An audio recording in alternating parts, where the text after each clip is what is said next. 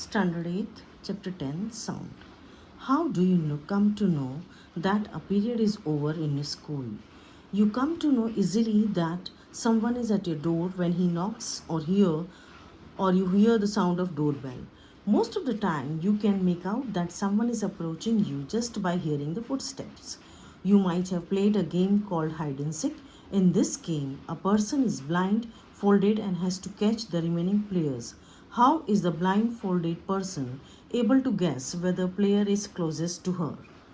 Sound, underline, plays an important role in our lives. It helps us to communicate with one another. We hear a variety of sounds in our surroundings. So now make a list of sounds you hear in your surroundings.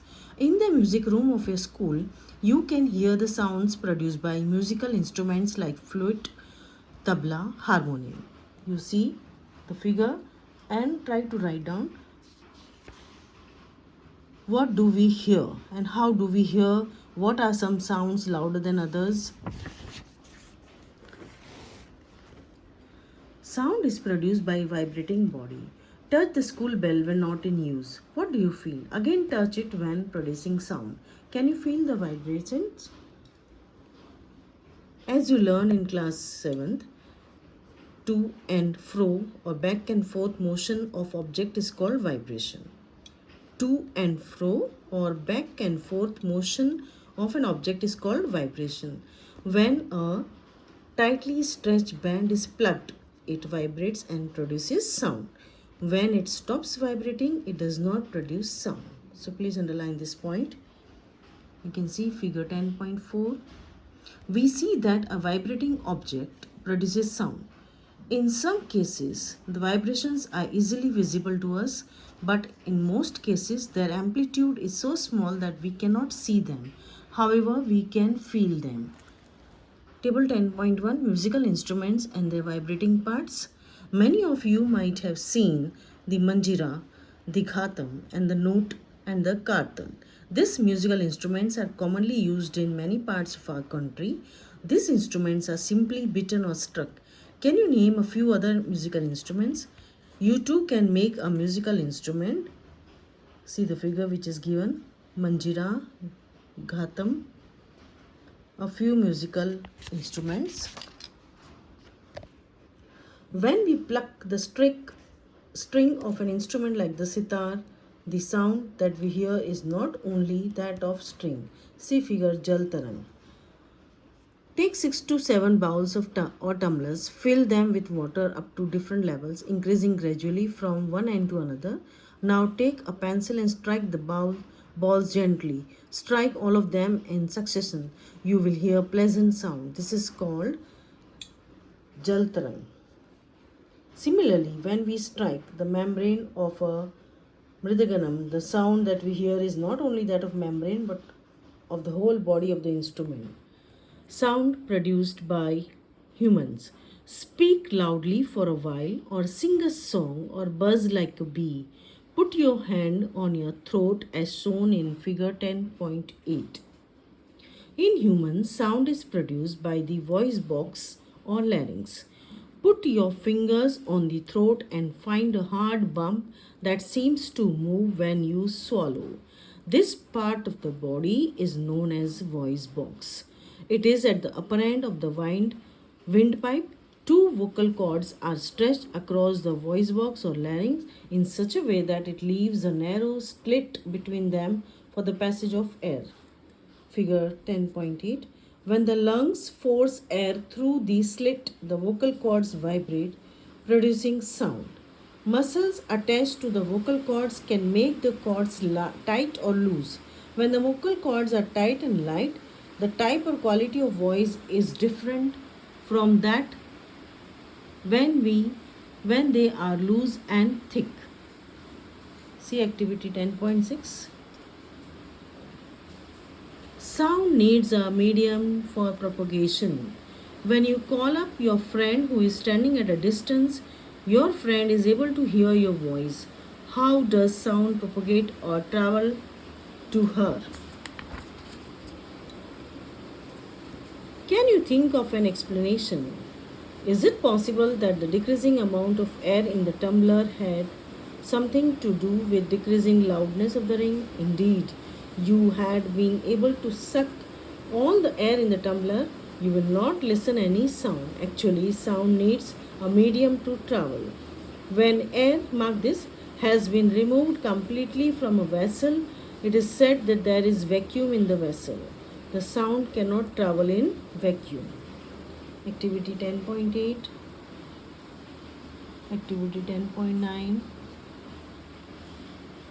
You can also perform the above activity by placing your ear at one end of a long wooden or metallic table and asking your friend to gently stretch the other end of the table. We find that sound can travel through wood or metal. In fact, sound can travel through any solid. You can perform interesting activities to show that sound can also travel through strings. See activity 10.14.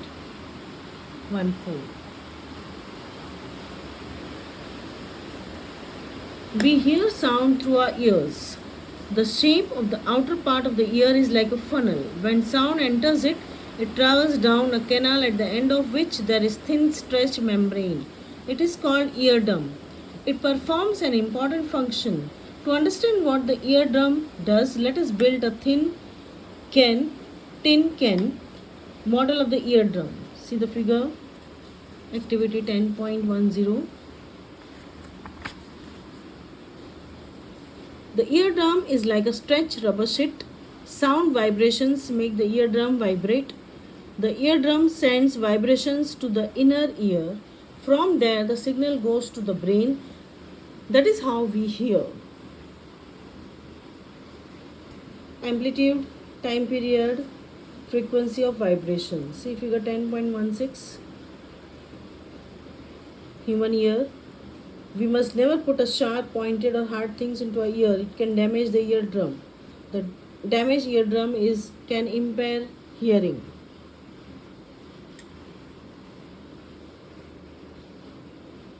We have learned that to and fro motion of an object is called vibrations. This motion is also called oscillatory motion. You have already learned that in earlier classes about oscillatory motion and its time period. The number of oscillations per second is called frequency of oscillation. Frequency is expressed in hertz. Its symbol is Hz. A frequency of 1 Hz is 1 oscillation per second.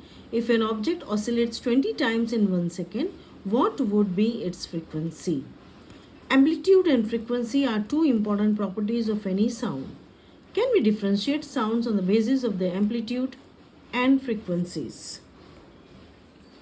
Loudness of sound is proportional to the square of the amplitude of the vibrations producing sound. For example, if the amplitude becomes twice, the loudness increases by a factor of 4. The loudness is expressed in the unit called decibel, dB. The following table gives some idea of the loudness of sound coming from various sources.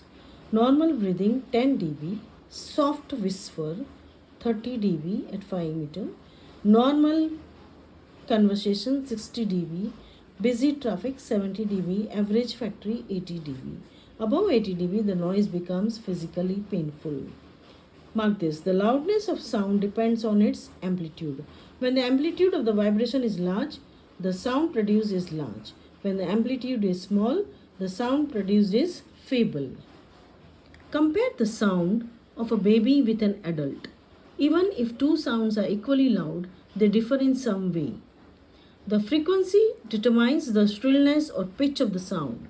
If the frequency of vibration is higher, we say sound is shrill and has a higher pitch. If the frequency of vibration is lower, we say that sound has a lower pitch.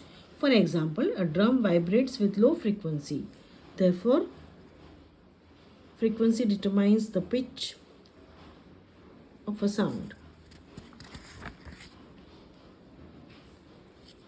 On the other hand, a whistle has a high frequency and therefore produces a sound of higher pitch. Every day you hear the voices of children and adults. Do you find any difference in their voices? Can you say that frequency of voice of child is higher than that of an adult? Usually, voice of woman has a higher frequency than that of man. Now, audible and inaudible sounds. We know that we need a vibrating body for the production of sound. Can we hear the sound of all vibrating bodies? The fact is that sounds of the frequency less than 20 vibrations per second, 20 hertz, cannot be detected by human ear. Please mark this. Such sounds are called inaudible.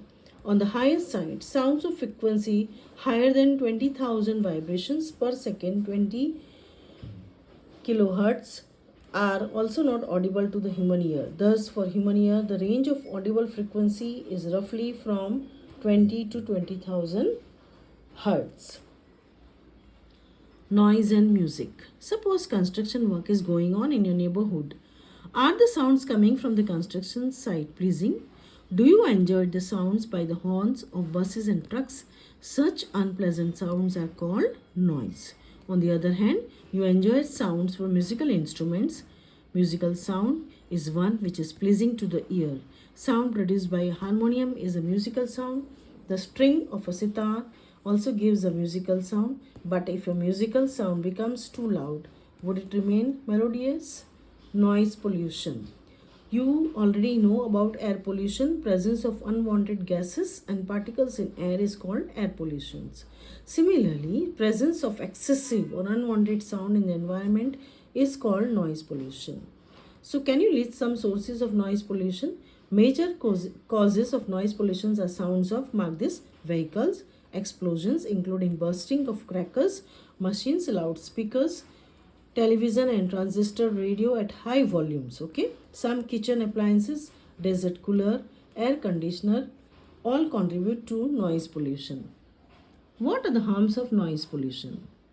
Lack of sleep, hypertension, anxiety, and many more health disorders may caused by noise pollution. Underline, a person who is exposed to loud sound continuously may get temporary or even permanent impairment of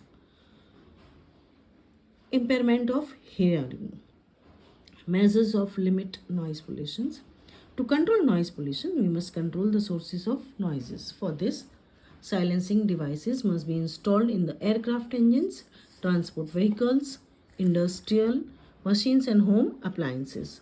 All noisy operations must be conducted away from any residential area. Noise producing industries should be set up away from such areas. Use of automobile horns should be minimized. TV and music systems should be run at low volumes. Trees must be planted along the roads and around the buildings to cut down the sounds reaching the residents, thus reducing the harmful effect of noise pollution. Now let us see what we have learned. Sound is produced by vibrating objects. In human beings, vibration of the vocal cords produces sound. Sound travels through a medium, it cannot travel in vacuum. The eardrum senses the vibrations of sound, it sends the signals to the brain. This process is called hearing. The number of oscillations or vibrations per sound is called frequency of oscillation. Frequency is expressed in hertz. Larger the amplitude of vibration, louder is the sound. Higher the frequency of vibration, higher is the pitch and shriller is the sound. Unpleasant sounds are called noise. Excessive or unwanted sounds leads to noise pollution. Noise pollution may pose health problems for human beings. Attempts should be made to minimize noise pollution. Plantation on the roadside and elsewhere can reduce noise pollution. Okay, so read the lesson again and try to find out the answers of the exercise.